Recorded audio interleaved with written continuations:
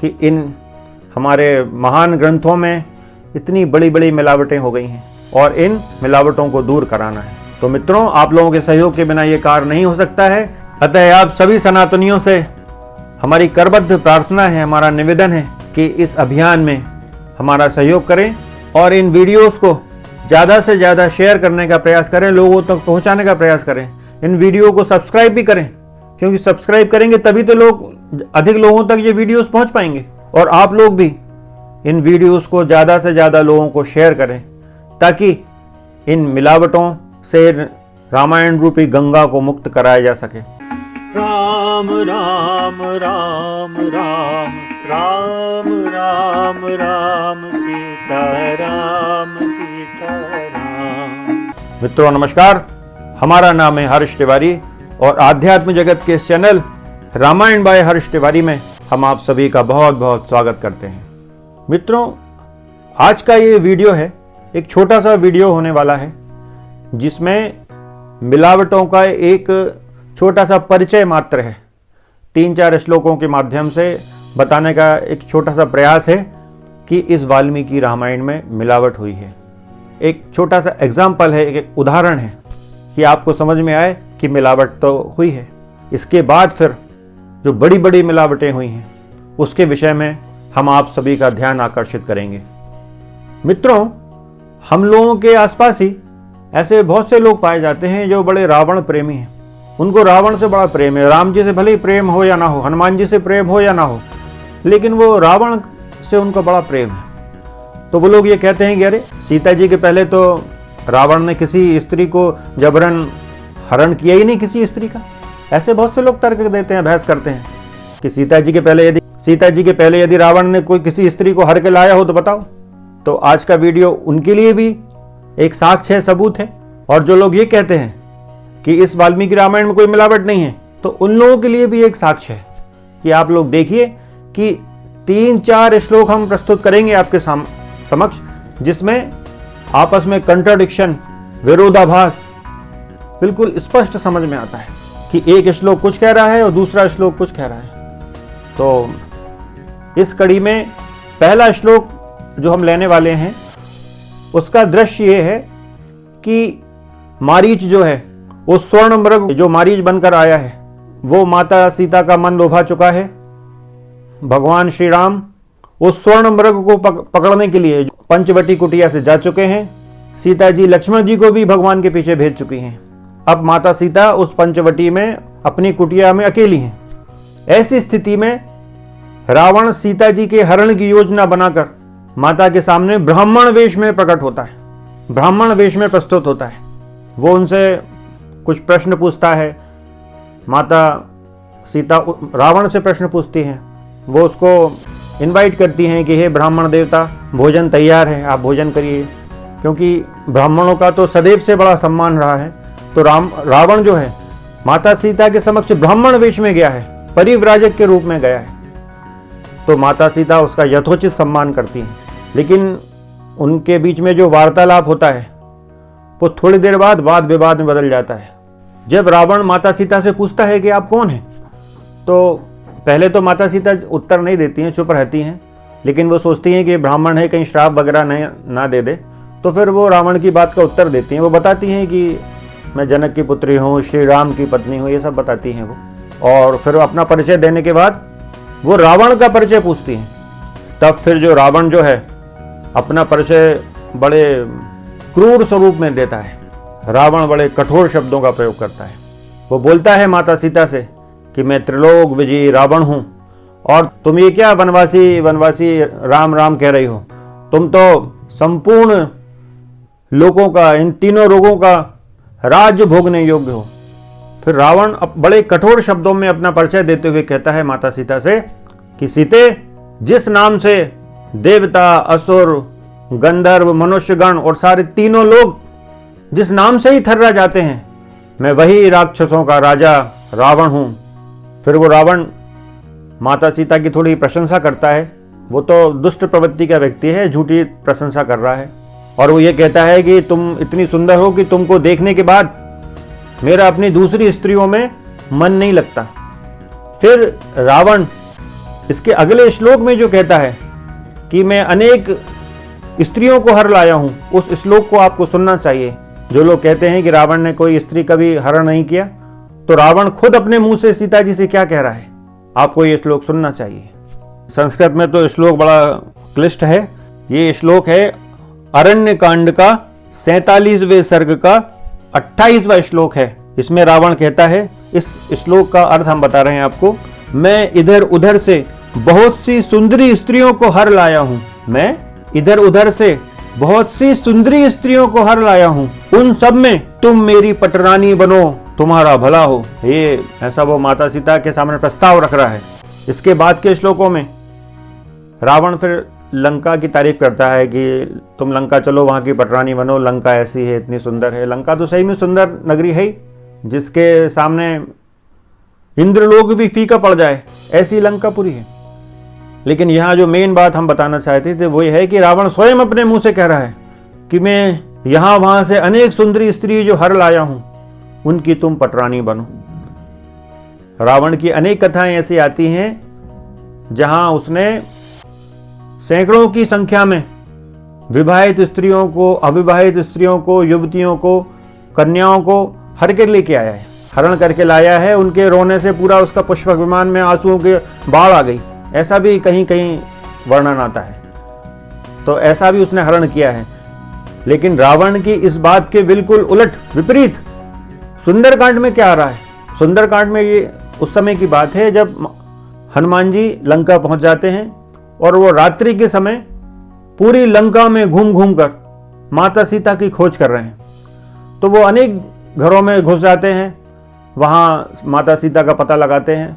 छोटा सा रूप उनने धारण करके रखा है, बिल्कुल मच्छर के बराबर, और वो किसी भी घर में घुस जाते हैं, कभी रूप बड़ा कर लेते हैं, आवश्यकता अनुसार रूप परिवर्तित करते रहते हैं। तो ऐसे ही खोज करते करते वो रावण के महल में घुस जाते हैं और हनुमान जी देखते हैं कि रावण सो रहा है और उसके आसपास हजारों की संख्या में अनेक रूपवती स्त्रियां सो रही हैं। उनकी दशा का भी वर्णन है यहाँ कि कैसे सो रही हैं। ये जो सुंदरकांड का 9वां सर्ग है, 9वां, इसमें हनुमान जी रावण के आसपास जो हजारों की तादाद में स्त्रियां सो रही हैं, माता सीता को खोजते खोजते, उन स्त्रियों में ढूंढते ढूंढते कि कहीं इन स्त्रियों में कहीं माता सीता तो नहीं सो रही हैं, तो वो खोज रहे हैं। तो माता सीता को खोजते खोजते वो यहाँ वहाँ घूम रहे हैं। इसी सर्ग में जो श्लोक क्रमांक है 70वां, वो बड़ा महत्वपूर्ण है। इस 70वें श्लोक में क्या कहा जा रहा है, आप सुनिए।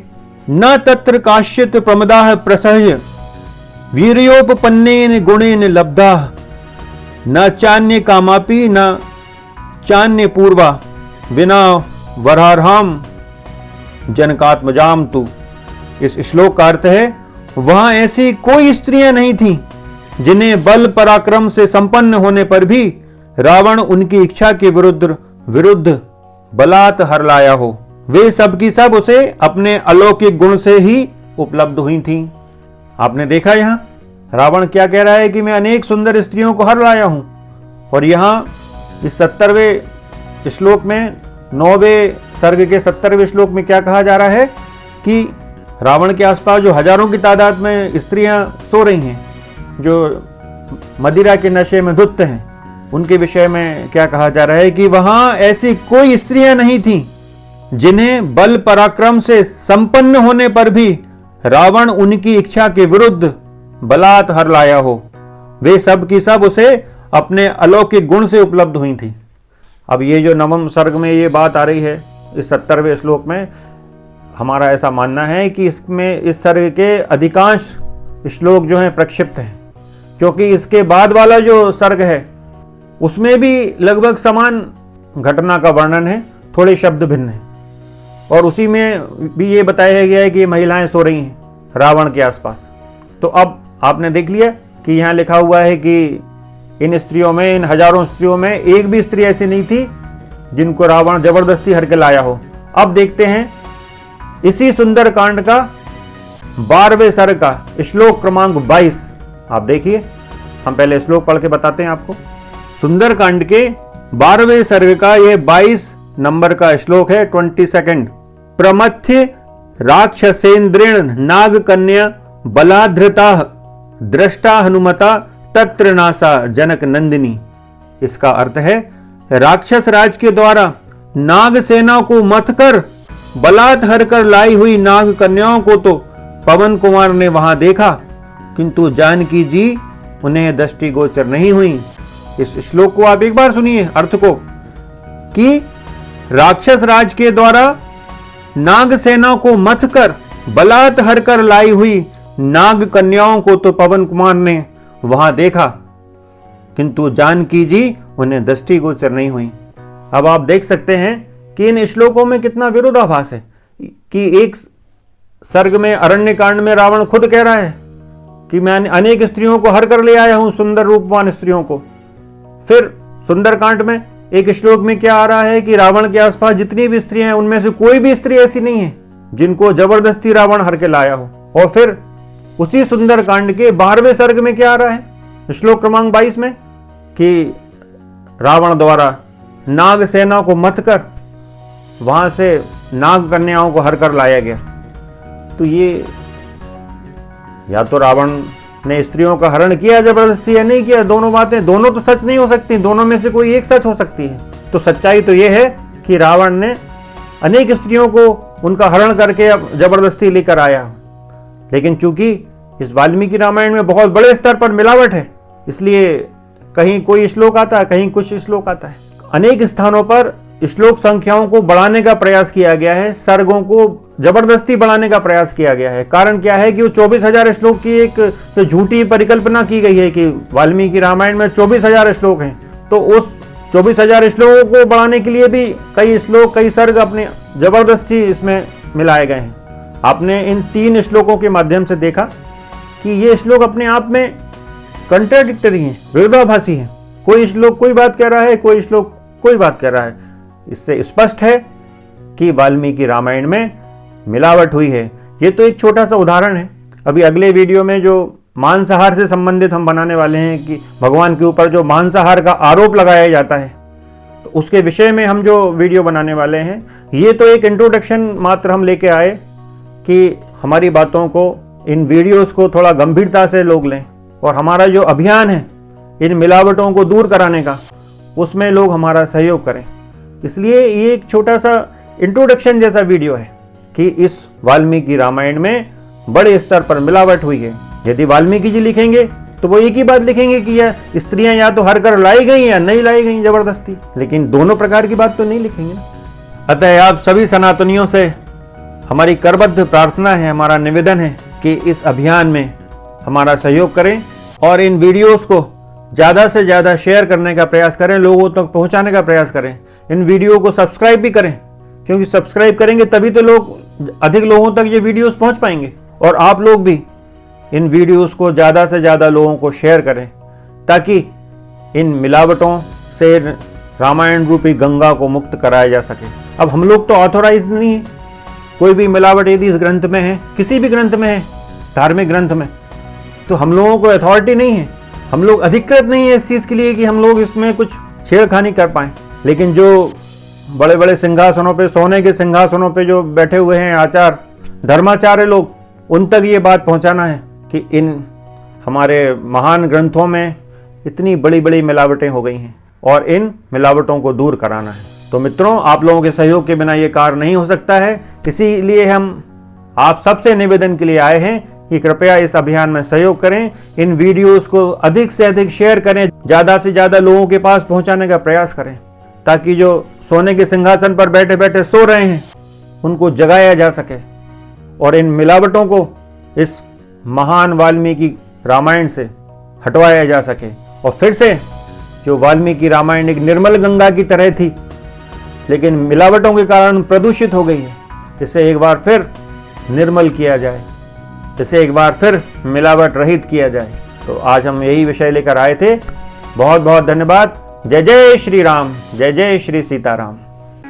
राम राम राम राम राम राम राम सीता राम सीता।